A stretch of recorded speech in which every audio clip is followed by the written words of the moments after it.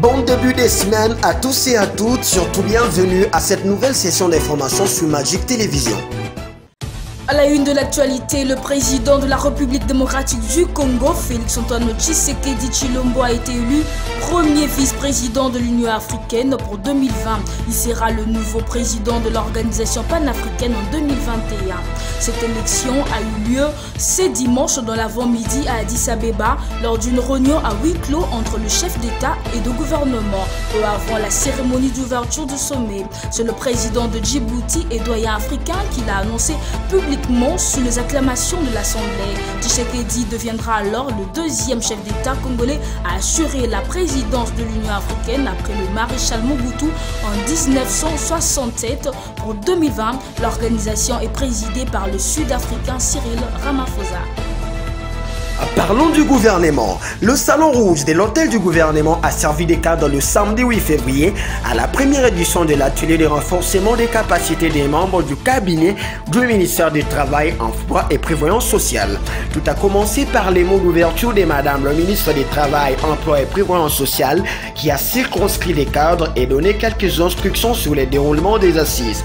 Nanenkoulou a demandé aux membres de son cabinet de capitaliser ces moments pour améliorer la qualité de leur travail.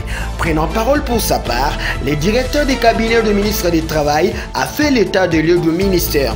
Tarsis Lutseke a évoqué entre autres les attributions, les structures, l'administration, le problème commun et le patrimoine spécifique à chaque structure du ministère.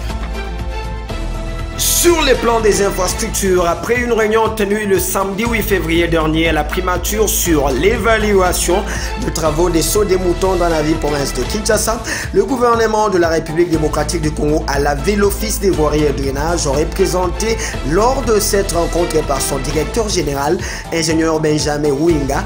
Pour le gouvernement central, le taux d'exécution des travaux à Kinshasa correspond bel et bien à la hauteur de la somme décaissée par le ministère des Finances. Le Premier ministre Sylvestre Ilunga Ilunkamba présidait ce samedi 8 février une réunion d'évaluation des travaux des sauts des moutons dans la ville-province de Kinshasa.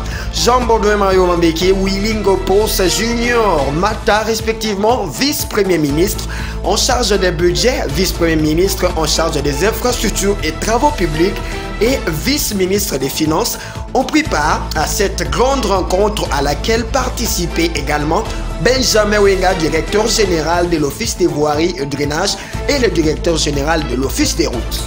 Sécurité en Ituri, la tension a été vive ce dimanche 9 février 2020 à Makelele, en territoire de Mambasa, à la limite avec le Nord Kivu. Plusieurs attaques de hommes armés ont été menées, notamment dans le village Mandi Tokotoko, voire Makeke. D'après le chef de la localité de Makeke, Mapengo Chabaningola, 11 civils ont été abattus dans la journée de ce dimanche par armes à feu et blanches, dont 7 à Makeke et 4 à Tokotoko Mandi. En dehors de nos frontières nationales, le sommet annuel de l'Union africaine ouvert dimanche à Addis Abeba sur les constats amers de la multiplication des conflits sur les continents ainsi que l'ambition affichée de l'organisation. Après plusieurs sommets lors desquels les réformes de l'Union africaine, notamment son financement et la mise en place de la mesure telles que la zone de libre-échange continentale ZLEC ont occupé les devants de la scène. Les débats se sont concentrés sur les conflits africains comme en attestent les termes du rendez-vous continental, faire taire les armes. Précisons que le sommet convoqué en mai sera organisé en Afrique du Sud.